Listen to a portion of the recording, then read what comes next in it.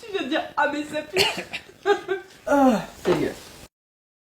Je me suis retrouvé dans une enquête avec Jeanne qui nous a menés jusqu'en Belgique parce que j'ai voulu partager un fun fact aux collègues. C'était samedi dernier avant un événement qu'on organisait et David a commandé des pizzas pour tout le monde. C'est là que je me suis rappelé d'un fun fact qu'un pizzaiolo m'avait dit un jour. Les petits chiffres à côté de la date de péremption sur les sauces d'huile piquante correspondent à la force du piquant de l'huile. David m'a alors conseillé de faire un TikTok pour vous partager cette info. Et d'ailleurs, en 2017, Joyka avait déjà tweeté là-dessus. J'ai voulu faire cette vidéo, mais je devais avoir une source fiable avant de vous partager l'info. Le problème c'est qu'étrangement, je n'ai rien trouvé sur internet. Sauf, au bout de quelques recherches, un forum, la Fédération des Pizzaiolos de France, qui parlait de ce sujet. Un certain 2F expliquait qu'effectivement les numéros sur les sachets de sauce correspondaient à la force du piquant. En général, les sachets d'huile pimentée comportent un petit numéro dans un coin.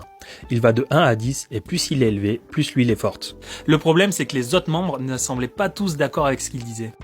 Moi aussi on m'avait dit cela, mais à l'inverse, et j'ai des clients qui pensent que plus c'est vers le 1, plus c'est fort. Je viens à l'instant de faire le test entre une N2 et une N9.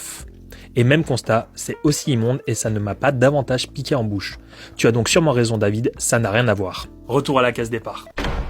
C'est en voyant que Nils allait tout laisser tomber que je lui ai dit qu'il nous restait une piste à explorer. Il nous reste des sauces. Allez viens, on va les tester.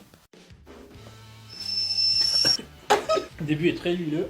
Ça pique. Alors, est-ce que ça pique plus ou est-ce que ça pique moins? J'ai l'impression que ça pique moins. Hein. Mais ça pique moins parce que le premier, forcément, il pique plus. Ouais, j'ai l'impression que lui pique moins. Ça pique exactement pareil. J'ai vraiment l'impression que j'ai pris 3 fois la même chose. Ouais, donc quand j'ai dit que ça pique de moins en moins... Bon bah conclusion, ça pique, on sent vraiment pas de différence. T'en penses quoi? C'est pas flagrant. Étape suivante alors.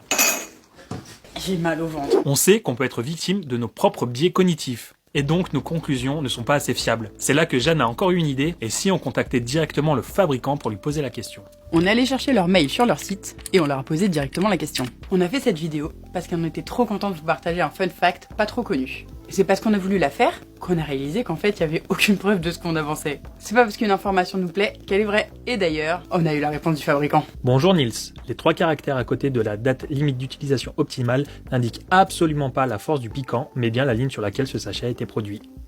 Si notre enquête t'a plu et que tu en veux d'autres, n'hésite pas à lâcher un like et t'abonner à Nils Infogène.